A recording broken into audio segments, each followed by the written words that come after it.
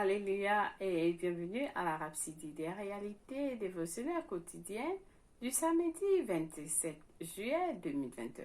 Je suis votre sœur en Christ, la sœur Fabienne, qui vous apporte la parole de Dieu par la Rhapsodie des réalités. Et votre Rhapsodie des réalités dévotionnelles quotidiennes vous donne un pouce pour votre journée et vous amène la glorieuse victoire de Dieu et sa parole pleine de puissance qui change vos vies. Alors, aujourd'hui, nous allons lire la parole de Dieu. Notre passage du jour, c'est samedi. Nous rendons grâce à l'Éternel pour ce glorieux jour qu'il nous a donné. Alléluia. Alors, notre passage du jour est intitulé « Il a accompli son but ». Oui, il a accompli son but. Loué soit Dieu. Parce que Cyril Kilomé a pris ce passage de Colossiens 1, versets 26 à 27. Nous allons le lire ensemble, je vous en prie.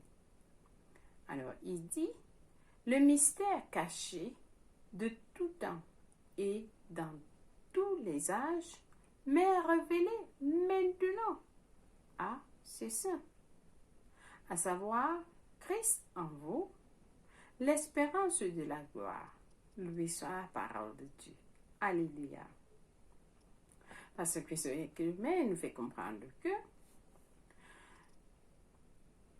revoyons 3 portions des Écritures qui se réfèrent au fait que Jésus ait accompli son but, son œuvre.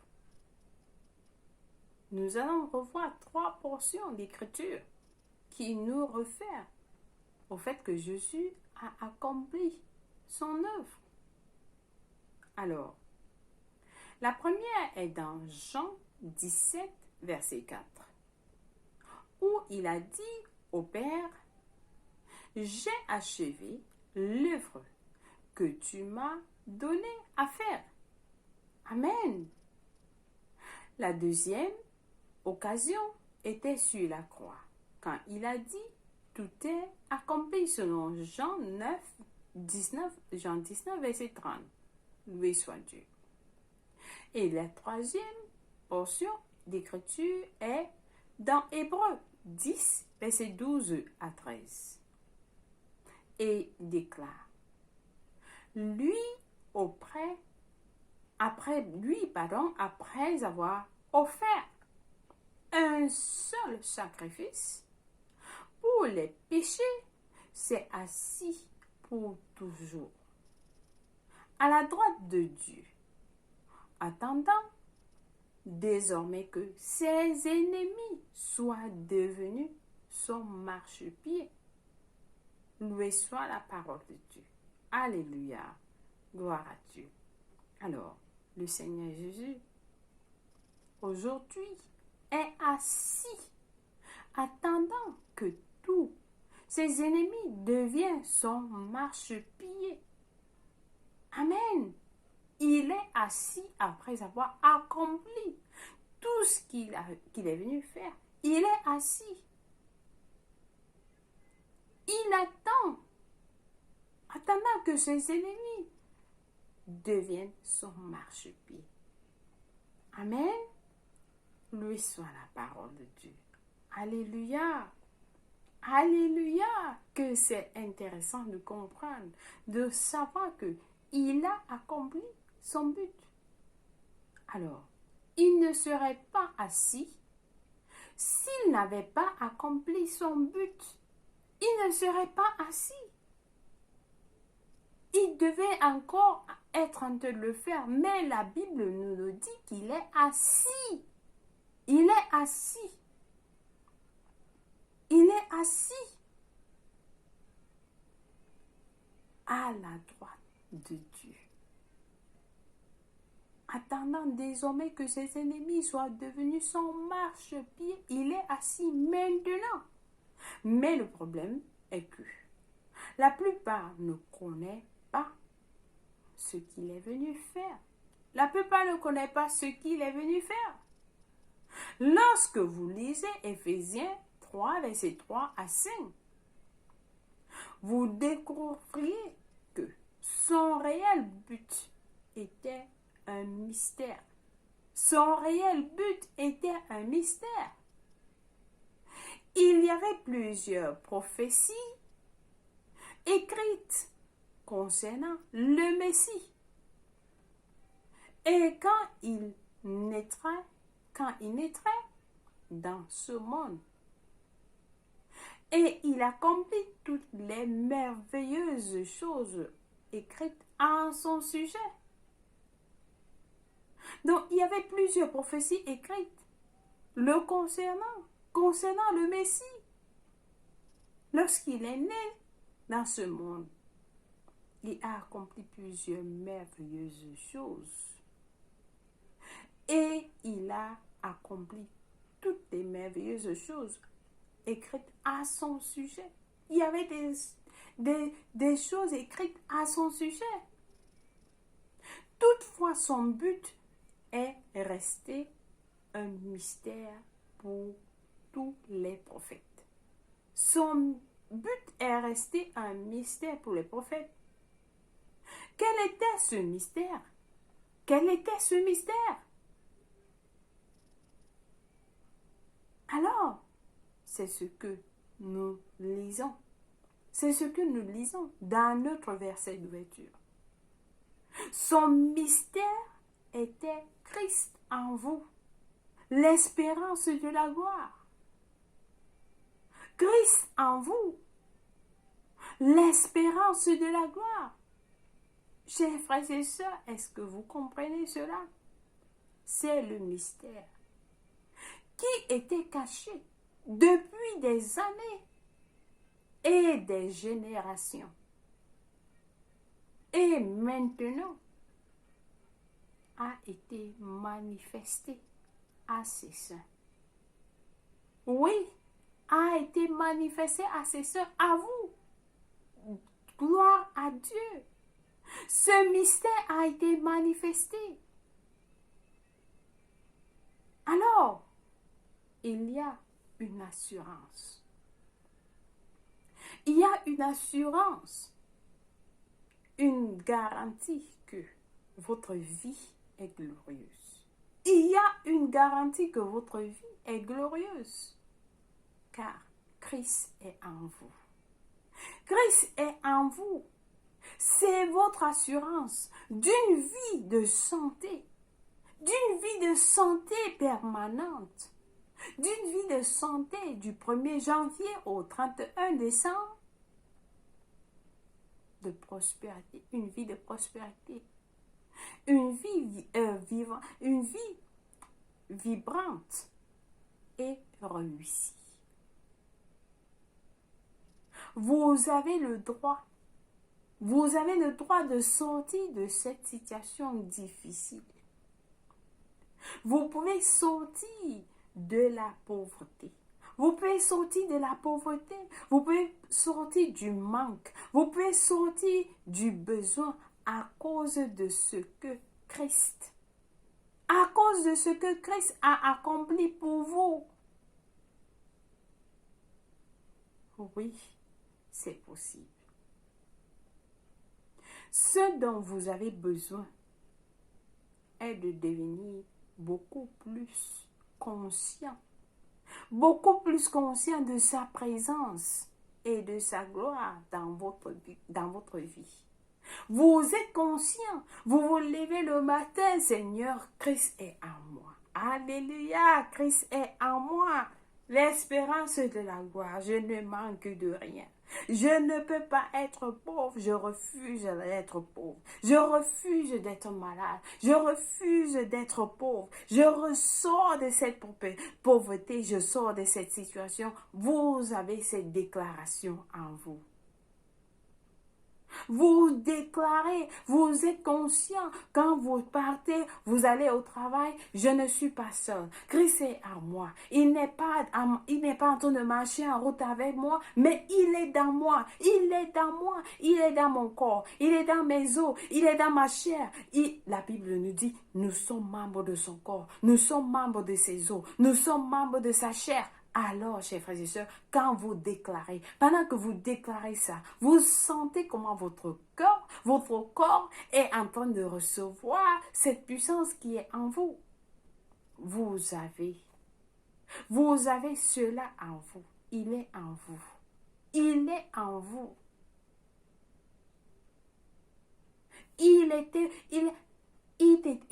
Il s'est fait pauvre pour que je sois riche, pour que vous soyez riche. Alors si il est en vous, pourquoi est-ce que vous allez être pauvre? Pourquoi est-ce que vous allez manquer? Pourquoi est-ce que vous allez tomber malade? Si Jésus n'est pas malade, vous n'êtes pas malade. Si Jésus n'est pas échec, vous n'êtes pas échec. Vous n'êtes pas échec. Si Jésus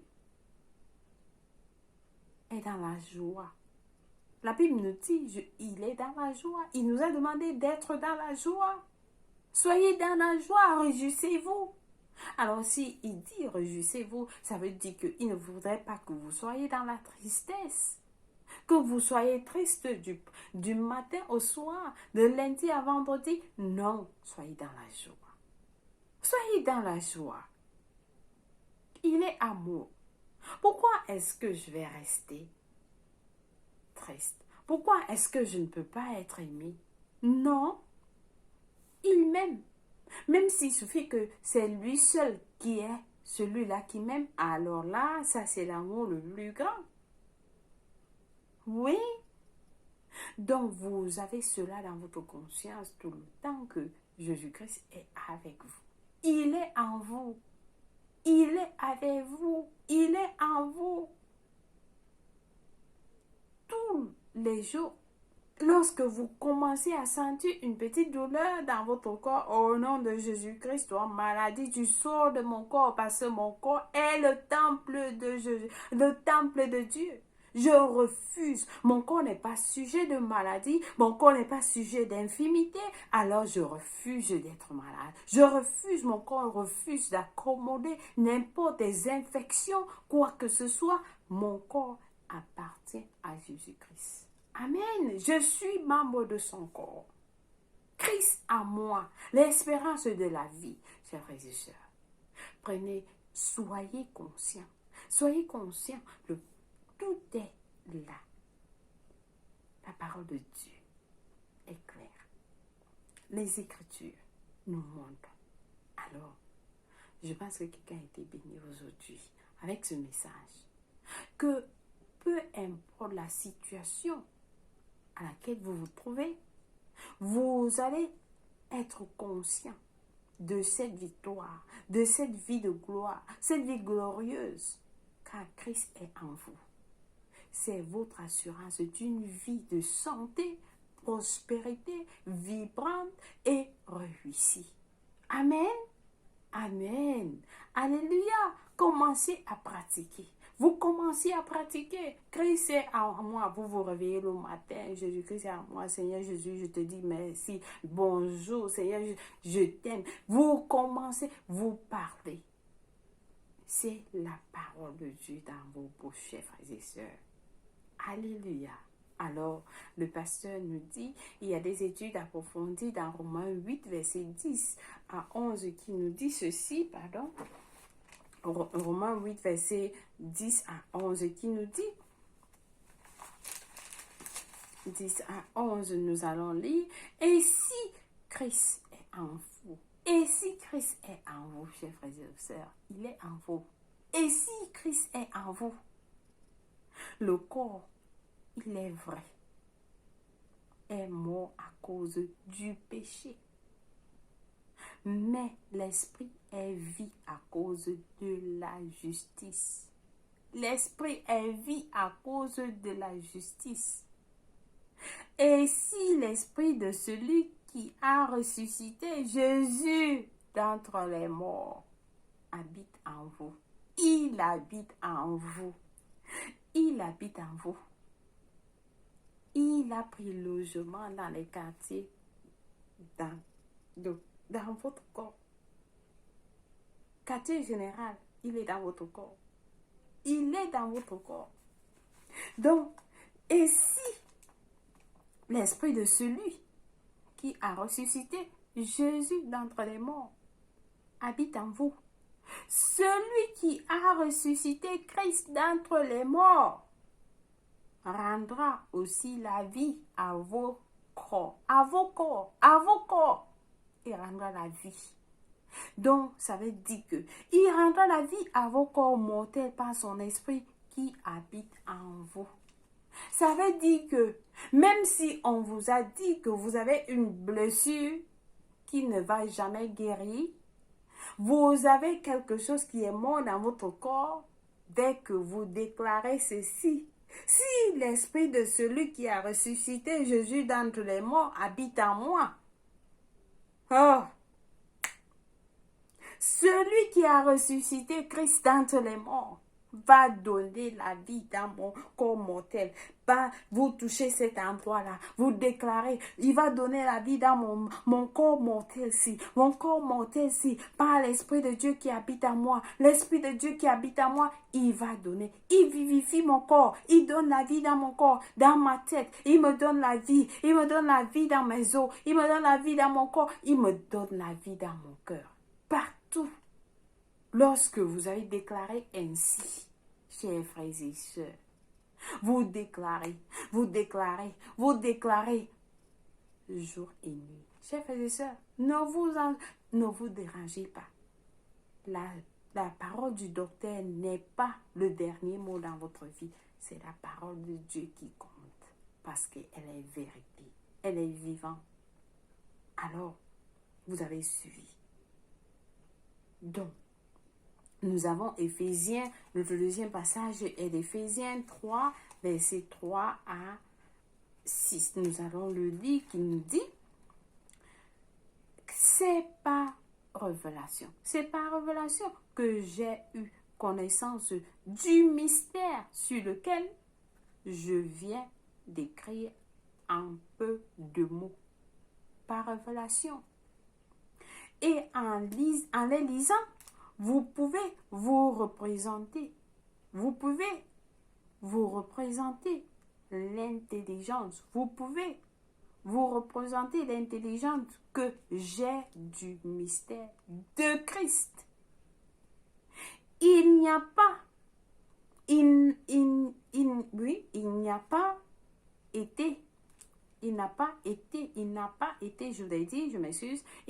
été, manifesté au Fils des hommes dans les autres générations. Il n'a pas été manifesté dans les fils de Dieu, dans les fils des hommes, dans les autres générations. Nous sommes cette génération rare à qui ceci a été manifesté. Ceci est manifesté. Comme il a été révélé maintenant par l'Esprit aux saints apôtres et prophètes de Christ. Ce mystère, c'est que les païens sont co-héritiers. Est-ce que quelqu'un a compris ça? Les païens sont co-héritiers. Vous êtes co-héritiers avec Christ. Vous êtes co-héritiers avec Christ. Alléluia. Forme un même corps. Nous formons un même corps. Et participe à la même promesse en Jésus-Christ par l'évangile. Nous partageons cela avec Christ par l'évangile. Avec Jésus-Christ par l'évangile. Nous sommes un même corps. Un même corps. Alléluia. Gloire à Dieu. Quelqu'un est béni. Alors, notre dernier passage est de Jean 10, verset 10, qui nous dit ceci. Le voleur ne vient que pour dérober, égorger et détruire. Mais moi, je suis venu afin que les brebis aient la vie et qu'elles soient dans l'abondance. Si quelqu'un comprend ce passage, vous allez déclarer, j'ai la vie en abondance dans mes finances, La vie en abondance dans ma maison. La vie en abondance dans ma vie, dans tout ce qui me concerne. J'ai la vie en abondance. J'ai la vie en abondance. J'ai le succès en abondance. J'ai la sagesse en abondance. J'ai l'intelligence en abondance. C'est la vie que Jésus-Christ est venu nous donner. Tout en abondance. En abondance. Amen. Loué soit Dieu. Alors, chers frères et sœurs, nous passons à la confession du jour. Je pense que quelqu'un a été béni. Béni avec ce passage. Béni avec ce passage. Donc, le pasteur va nous préparer une confession pour nous. Nous allons confesser avec toute passion. Nous allons dire tous ensemble, la gloire de Dieu est révélée dans mes finances, ma santé, mes affaires, ma famille et mon ministère. Christ en moi Christ en moi est mon espérance pour une vie de santé, prospère, vibrante et réussie de domination sur Satan et les circonstances. Alléluia. Loué soit Dieu. Je pense que vous avez prié cette prière avec passion. Alors là, n'oubliez pas de prier encore le soir pour que cette parole que vous avez confessée se manifeste, pour que vous revoyez des résultats dans vos vies. Amen. Loué soit Dieu. Alors, nous avons des études bibliques de 1 an aujourd'hui dans Actes 28, versets 17 à 31 et de Somme 30 à 31. Pour la lecture biblique de 2 ans, par contre, nous allons lire Luc 10, versets 38 à 42 et Josué 22. Loué soit la parole de Dieu. Alors, je vais conduire quelqu'un à Christ. Si vous n'êtes pas né de nouveau, c'est votre moment de donner votre vie en Christ. Vous avez suivi ce message. Christ en vous, l'espérance de la vie.